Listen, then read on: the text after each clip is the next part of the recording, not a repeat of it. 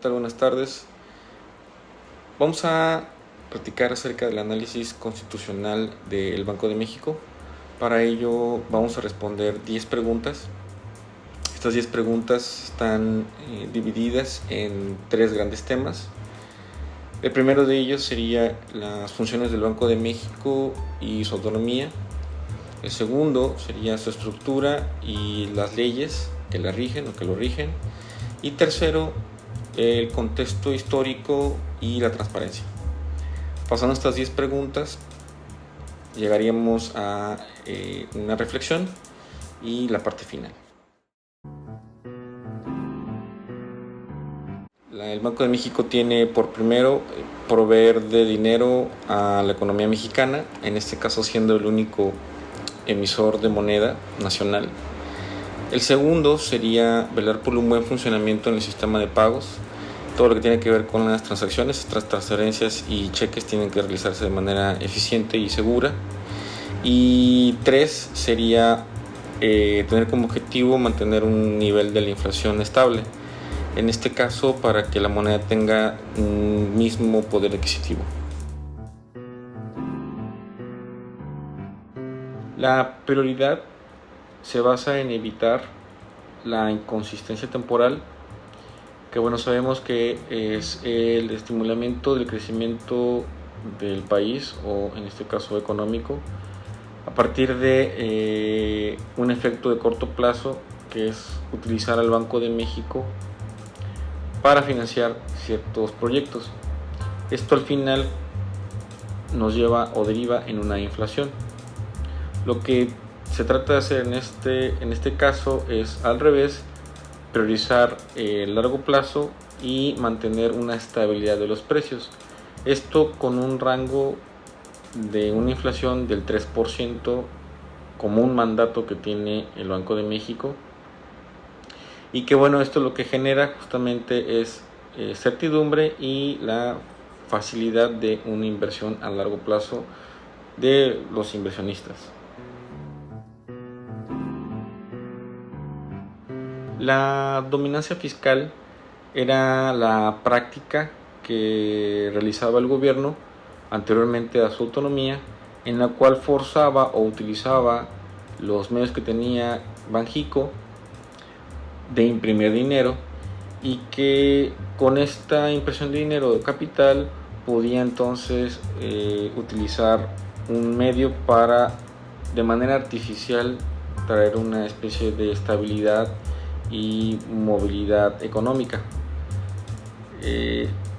A partir de la ley de la Constitución, en el artículo 28, se inhibe y se prohíbe justamente utilizar este instrumento o la dominancia fiscal como un mecanismo para financiar gasto público.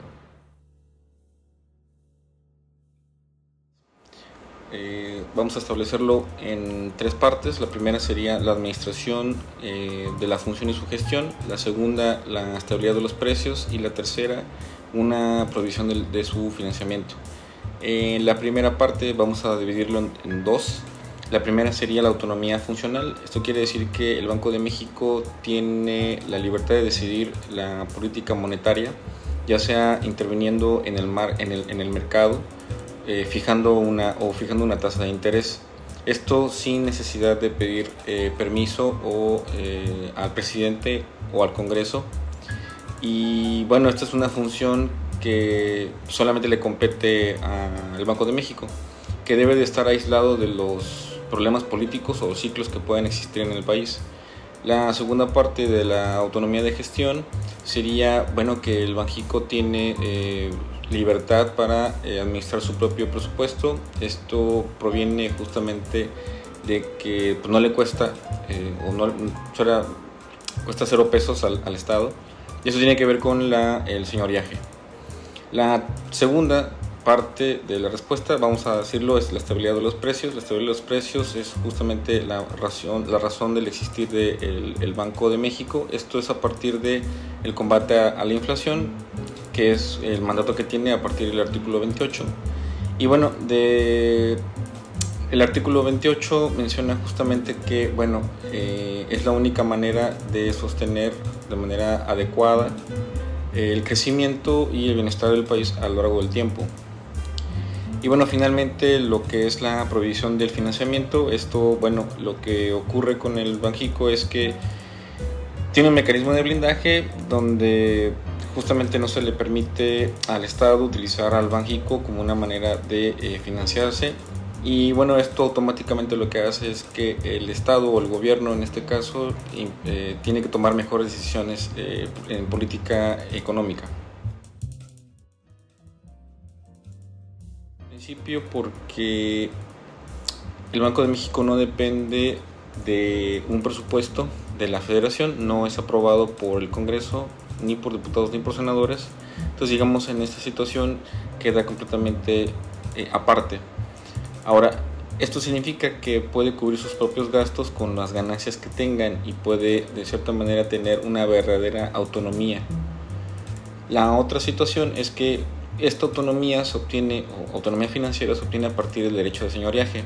El derecho de señoreaje es la ganancia que se obtiene a partir del monopolio de producir la moneda. En este caso, cualquier billete con un valor nominal, pues la diferencia entre el valor de la moneda nominal y el costo real.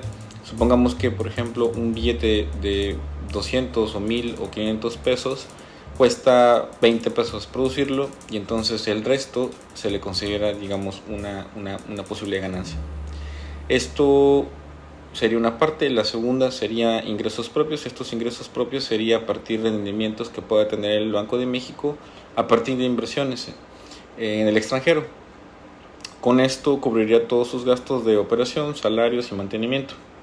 Y bueno, si dentro de estos excedentes que pudiese tener el Banco de México por ley, pues se le aporta al Estado mexicano una parte significativa si es que hubo ingresos extraordinarios. Bueno, la independencia de la Junta de Gobierno del Banco de México se garantiza a partir de la extensión y su escalonamiento de los periodos de esta Junta y la ratificación técnica ante un Congreso.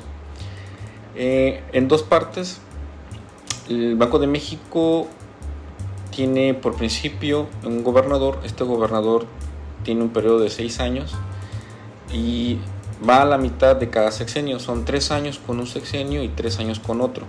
Esto es una manera de evitar algún problema que pudiese existir desde el punto de vista político con algún presidente. Y bueno, los subgobernadores tienen un periodo de 8 años y de manera escalonada se va renombrando, se renuevan cada 2 años. Bueno, esto es un principio de continuidad. Lo que pretende es que exista gobernadores que sean experimentados, como dice Jonathan Heath, en economía aplicada, y bueno, se tomen mejores decisiones y que no involucren un cambio político. Y bueno, justamente él hace mención de que cuando fue propuesto tuvo que hacer un ensayo en 24 horas y bueno, se le hizo una serie de pruebas, digamos, ¿no?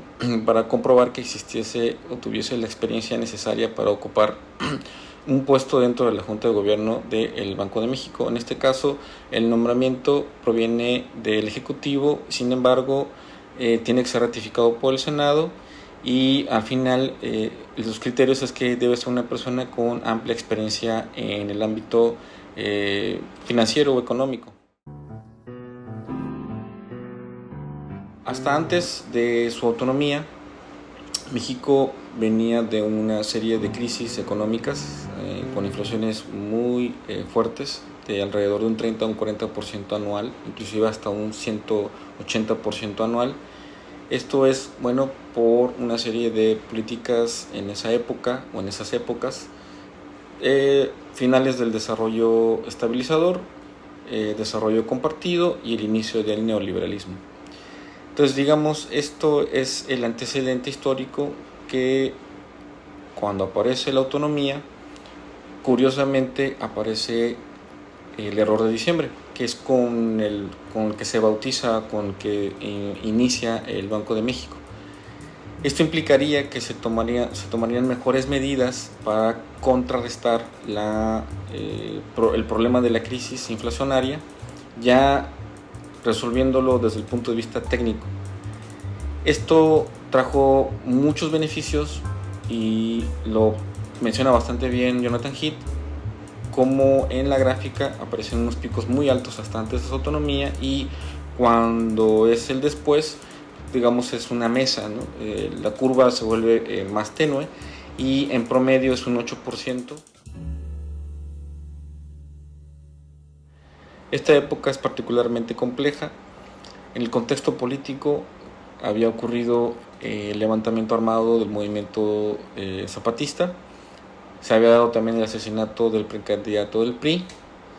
En abril de 1994 se había dado justamente una fuga de capitales de 13.000, 14.000 millones de dólares.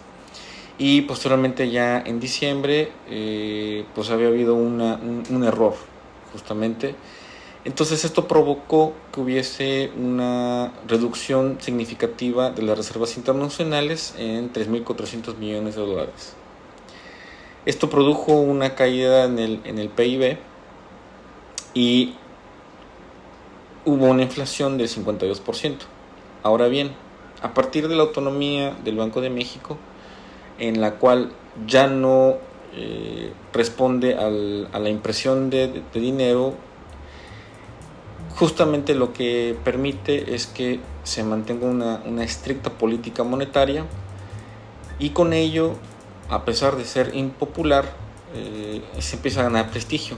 Los inversores lo ven como una manera confiable, gana confianza, y entonces todas estas turbulencias económicas se van disipando al tiempo por estas mejores decisiones con base en la autonomía del Banco de México. Digamos, sin esta autonomía, las crisis hubieran sido constantes y tal vez hubiéramos caído en una inflación crónica, en una crisis constante. Entonces, esto fue una muy buena decisión.